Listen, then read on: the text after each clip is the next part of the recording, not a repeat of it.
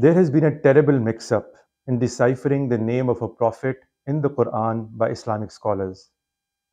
That prophet's name is Idris, peace be upon him.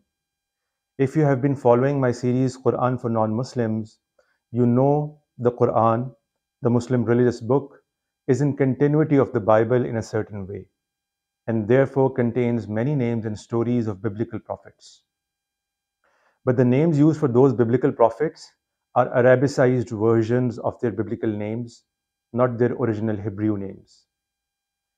Converting names into different languages by making suitable character changes, especially in translations of the Bible, is a largely common and unremarkable practice. Hence, Hebrew names were converted into Greek and Latin, like for instance, we say Moses and Jesus and not Moshe and Yeshua, is because of this practice. Just like that, since Quran's original language is Arabic, Arabicized versions of the names were used. For example, Moses is Musa in the Quran, Jesus is Isa, John the Baptist is Yahya, so on and so forth. But the Prophet Idris is one name that has remained a mystery to the scholars. Don't get me wrong, some Islamic scholars do generally attribute this name to a particular biblical figure, namely Enoch, who lived prior to Noah's flood. But not only is there no consensus on this attribution, the reasons for this attribution are also extremely thin and debatable. Since there is such a huge visible difference between the word Enoch and Idris, and there is very little to go on in the mere two sentences and a name drop in the Quran concerning him, that there is every reason to doubt this attribution. Let me just go into a little bit of detail of how the Arabicized version of the names used in the Quran came about to show you who Idris really is. The forms of the names of biblical prophets used in the Quran are simply the forms that were in currency in the Arabian Peninsula at the time of the revelation of the Quran. Because Quran uses names that the intended audience is already familiar with. And Arabs knew these names despite being non-recipients of any book from God, because they cohabited with Jews among them in their cities and villages, and also because the Arabs were themselves progeny of Ishmael, the elder son of the biblical prophet and patriarch Abraham, peace be upon him. While they might not be familiar with the detailed histories of the biblical prophets, their names were well known in their society. Now, we know that the Old Testament in the Bible was originally revealed in Hebrew, but the Hebrew Bible did not exist at or before the revelation of the Quran for hundreds of years. The authoritative Bible available back then was the Greek Bible, that is the Septuagint. And we know that just like Arabicized versions of the biblical prophets are different from the Hebrew originals, the Hellenized versions of the names were also different. So any prophet's Arabicized name in currency at the time could have been an Arabicized version of either the Hebrew or the Greek names. While the Latin Bible had also been transcribed around 2 centuries prior to Quran's revelation, Latin's influence is quite improbable for multiple reasons. We'll leave that for now. Hence, it is quite reasonable to assume that the final Arabicized form of any name used in the Quran was either influenced by the Hebrew original or the Hellenized Greek. We can easily see examples of both in the Quran.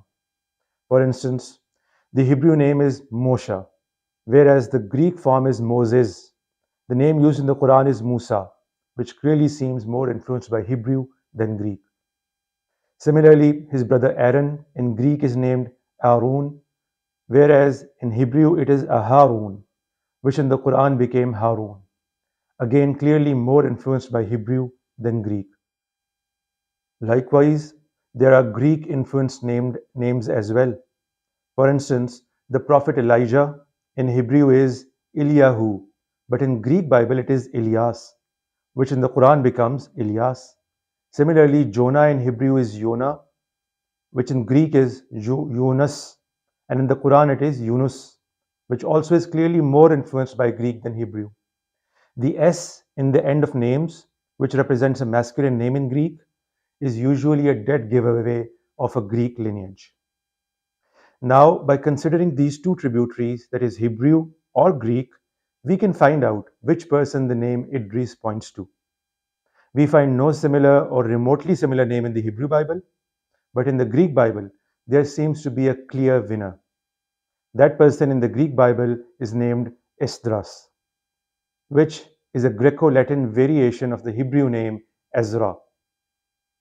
It is such a famous name of Ezra the scribe from the Bible that there are multiple books with different numbering schemes ranging from 1 Esdras to 4 Esdras in different versions of the Bible attributed to him.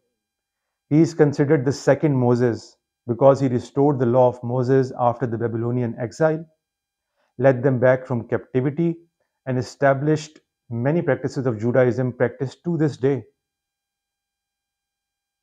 His Greek version of the name, Esdras, has a striking resemblance with Idris, with only the first S having been dropped.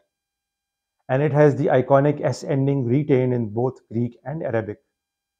It fits in with the pattern of all names adopted from the Greek versions instead of the Hebrew ones, and is a much better fit than Enoch, that shared not even a single character between both names, and is quite an obscure figure from the Bible, and only finds any considerable mention in Apocrypha.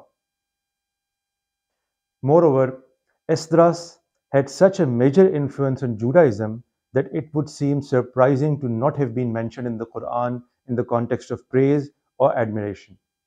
Because if not for these two verses, there is no place in the Quran where Esdras could be considered mentioned in the context of praise. However, anyone well versed with the Quran would immediately raise a red flag on this newly drawn concordance, because there is a figure mentioned in Quran 9:30 by the name of Udair that Muslims already consider to be the prophet Ezra. So what do I have to say about that? Well, I say Udair is not Ezra, and is part of the reason I called it a terrible mix-up in the start of this video.